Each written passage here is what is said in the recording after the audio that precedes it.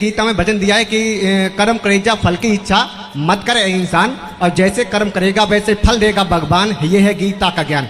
तो मैं ये जानना चाहता हूँ, जैसे कि मैं पढ़ाई कर रहा हूँ, अगर मुझे पढ़ाई का महत्व मालूम है कि मैं पढ़ाई करके बीएड करूँगा तो मैं टीचर बनूंगा, और अगर मुझे यही नहीं मालूम है बीएड करके मैं क्या बनूंगा, मैं पढ़ाई करता चलाऊँ करता जाऊँ, उससे कुछ फायदा है ना?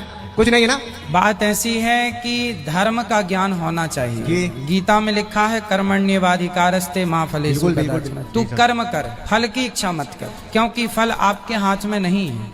जी सर। जैसे किसान खेत में बीज बो सकता है, बिल्कुल, पानी और खाद डाल सकता है, जी। कितनी फसल आएगी ये किसान के हाथ में नहीं है, कितने कुंटल होगा। वो अच्छा कर्म करे पर फसल कितनी आएगी ये तो ईश्वर जानते हैं ना। प्रश्न मेरा ये था, मैं पुनः रिपीट करता हूँ। मेरा हाँ। मकसद जो आप कह रहे हैं कि फल की इच्छा ना करो, ठीक है। जैसे मैं मजदूर हूँ, आपके यहाँ मजदूरी करने आऊंगा, मैं मजदूरी करूँ, अगर वो पैसे ना मिले तो मुझे मजदूरी करने से क्या फायदा? आप कह रहे हैं कि मैं फल की इच्छा करूं या करना चाहिए, हाँ। ठीक है। कुछ एग्जाम्पल ऐसे हैं जहां आप तय कर लेते हैं, जैसे आप मजदूरी का उदाहरण दिए, अच्छा दिए कि भाई मैं पहले फिक्स कर लेता हूं कि मुझे 500 आप दोगे तो काम करूंगा या 1000 दोगे तो काम करूंगा।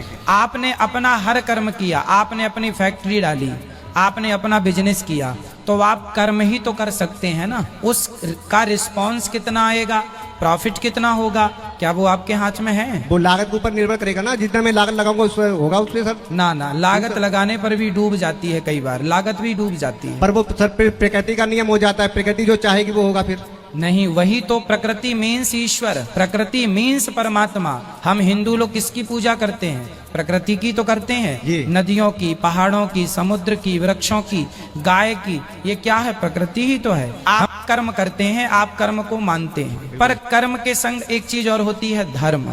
यदि आप अकेला कर्म करेंगे और धर्म का ज्ञान आपको नहीं है तो आप कर्म नहीं कर सकते। माँ बाप की कोई आरती उतारे तो वो भी कर्म कर रहा है, और कोई माँ बाप को लाठी से मार रहा है तो वो भी कर्म ही हो रहा है, क्योंकि आंखों की पलक झपकना भी एक कर्म है, उंगलियों का चलना भी एक कर्म है, आप मेरे से बात कर रहे हैं ये भी एक कर्म है, मैं आपसे बात कर रहा हूँ, कर्म, हर चीज कर्म है। जो हो रहा है वो क्या है?